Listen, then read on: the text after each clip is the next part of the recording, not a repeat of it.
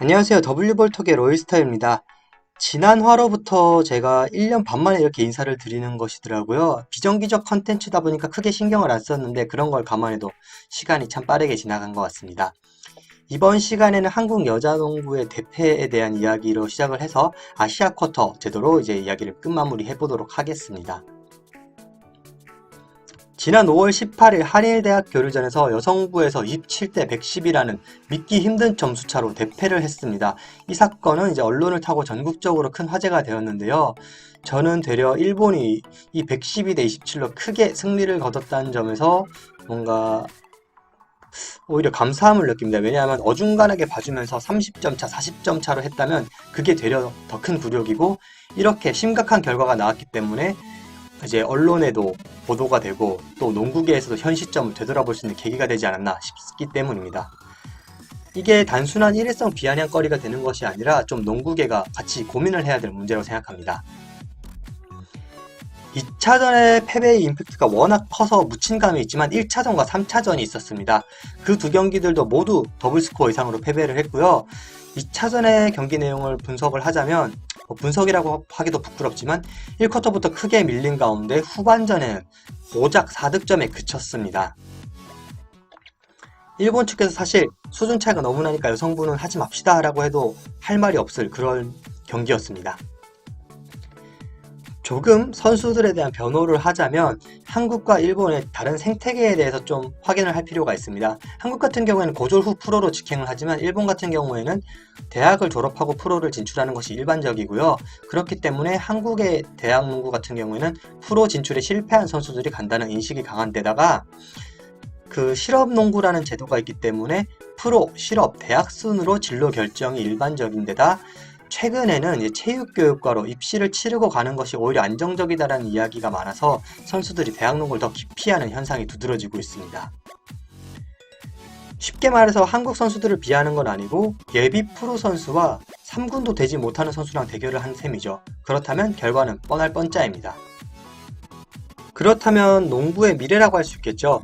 중고등부로 시선을 돌려보자면 이쪽도 암울하기는 마찬가지입니다. 한국 여자농구 유소년부는 만성적인 선수 부족에 시달리고 있고, 선수가 부족하기 때문에 파울아웃이 돼도 선수가 없기 때문에 로컬룰로 진행하는가 한편, 선수가 아웃되면 부상으로 이기고 있는데도 경기를 치를 수 없어 기권을 하는 경우도 허다합니다. 물론 다른 스포츠들도 이제 저출산 등으로 인한 인재풀이 부족하면서 위기를 맞고 있는데요. 한국 여자농구 같은 경우에는 배구에도 인기가 많이 밀리다 보니까 선수들 수급이 더욱더 힘듭니다. 그렇기 때문에 한국 프로스포츠에서 축소 및 폐지가 이뤄진다면 많은 사람들이 여자농구가 그 신호탄이 되지 않을까라는 의견들을 내놓고 있습니다. 애석하게도 국가대표 역시 상황이 좋지 않은 것은 마찬가지입니다. 이번 여자농구 국가대표팀은 아시아 예선 4위에 실패하면서 최종 예선도 가지 못한 채 파리올림픽 행에 탈락을 했고요. 이제는 아시아 4강도 어려워진 현실을 맞이하고 있습니다. 이게 근데 선수들만의 문제라고 볼 수는 없는 것이 도쿄올림픽 때 비슷한 로스터를 가지고 3년 전 세계 강호들과 함께 경기를 펼치면서 한 자리 차 승부로 명승부들을 많이 펼쳤던 국가대표였습니다. 이러한 가운데서 선수들만 탓하기에는 무리가 있습니다. 네, 당연한 말이지만 같은 선수들로 다른 결과가 나왔다면 지도자 쪽에 문제가 있지 않을까라고 생각하는 것이 일반적이겠죠.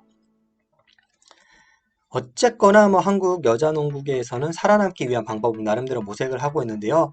다행인지 불행인지는 모르겠지만 일단 여자 프로농구의 모기업들은 금융그룹이기 때문에 재정상으로는 굉장히 안정적입니다. 그렇지만 이 질적 저하에 대해서 그들만의 리그라는 비난을 피하기는 요즘은 힘든 현실입니다. 이런 선수 부족을 해결하기 위해서 혼혈 및 교포 선수들도 이제 드래프트에 참가가 가능하고요. 그러한 의미에서 이제 2부에서 설명드릴 아시아 쿼터에 저는 큰 기대를 갖고 있습니다. 또 덧붙이자면 이제 엘리트 체육이 아닌 클럽 스포츠 활동에도 이제 공을 들이면서 최초로 이제 클럽 스포츠 출신 선수들이 드래프트 되는 등의 성과도 거두고 있습니다. 이러한 상황 가운데 사상 첫 여자농구 아시아 쿼터 제도가 도입이 되었는데요. 6월 23일 도쿄에서 트라이아웃 및 드래프트를 통해서 선발되게 됩니다. 예전 용병들이 있을 때와 마찬가지로 최대 2인 보유 1인 출전으로 규정을 했고요.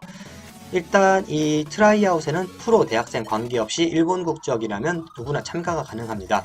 급여는 월 1,000만 원이고 이 아시아 쿼터 선수들의 샐러리는 샐러리 캡에 포함되지 않는다고 합니다. 이러한 아시아 쿼터를 통해서 한국 여자농구의 부족한 선수 풀을 보강하고 국제 경쟁력을 강화하는 그런 소기의 목적을 달성할 수 있었으면 좋겠습니다.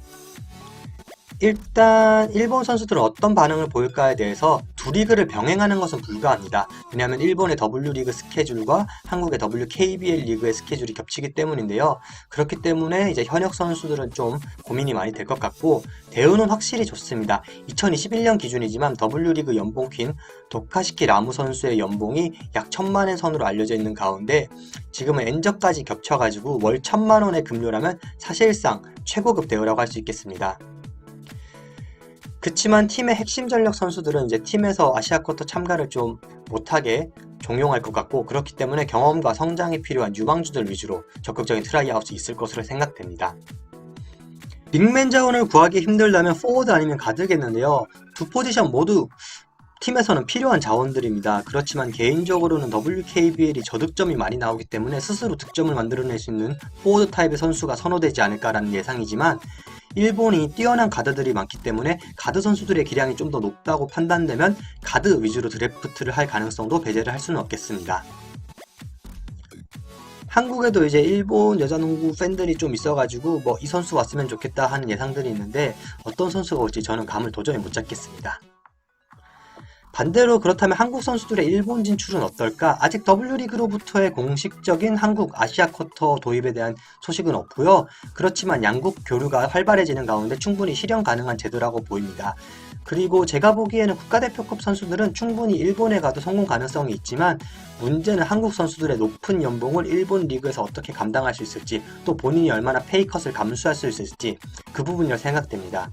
그리고 어쨌거나 일본 농구가 한국보다 남녀 모두 훨씬 저변이 넓기 때문에 지도자의 유학이라던가 선수들의 2부 혹은 실업리그 진출 등으로 다양하게 프로가 아닌 부분에서의 교류도 일어나면 좋을 것 같습니다. 일본에 크게 졌다고 분노하고 한국 농구를 욕하는 1차원적인 벗어나서 어떻게든 그들을 배우면서 따라잡을 수 있도록 노력하는 것이 더욱더 성숙한 태도라고 생각됩니다. 마지막으로 2024년 박신자컵에 대한 이야기를 잠깐 하고 마무리 지으려 합니다.